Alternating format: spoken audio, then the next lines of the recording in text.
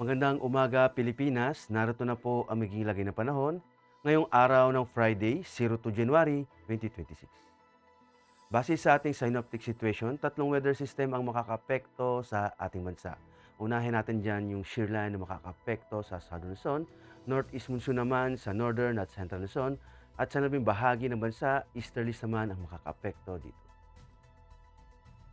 Dulot nga ng shear line ang Albay, Sorsogon, Romblon, Masbate, Palawan, sa kanlurang bahagi ng Visayas at northern part ng Samar ay makakaranas ng maulap na kalangitan na may kalat-kalat na pag-ulan, kidlat at kulog. Dulot nga ng northeast monsoon, makakaranas ng maulap na kalangitan na may kasamang pag-ulan sa Cagayan Valley, Cordillera Administrative Region, Central Luzon, Metro Manila, Calabarzon, at sa nalabing bahagi ng Bicol Region at sa nalabing bahagi ng Mimaropa.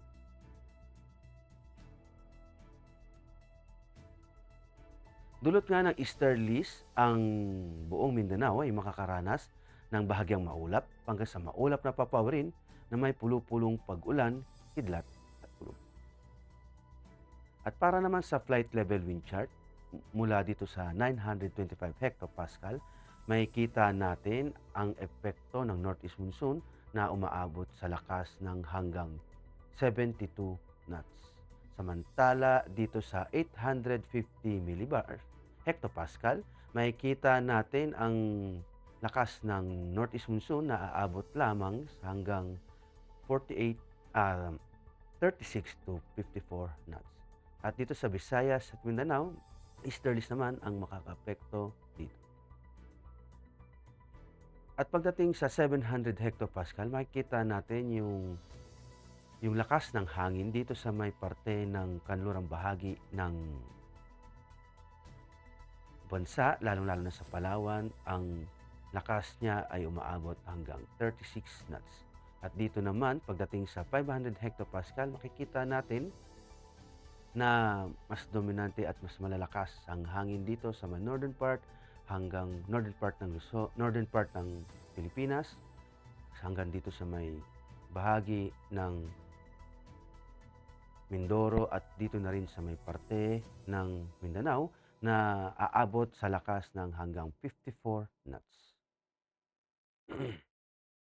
At para naman sa impact to flight operations, sa region ng Western Visayas, Albay, Sorsogon, Masbate, Romblon, Palawan at northern part, ang main hazard dito ay yung converging winds producing cloudiness and embedded thunderstorms. Dulot ito ng shear line at ang impact nito sa rotary ay low clouds base and reduced visibility, may limit operations, expect localized turbulence and possible wind shear near ridge. Samantala sa fixing naman, approach and landing, operations may encounter low ceiling, turbulence and instrument conditions, possible delays and diversion.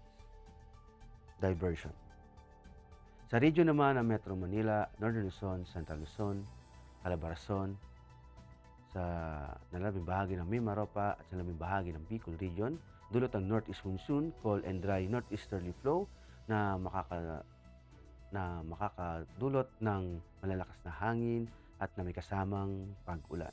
Ang impact naman nito sa rotary ay malakas na crosswinds at malalakas din na bugso ng hangin, lalong-lalo na sa take-off and landing.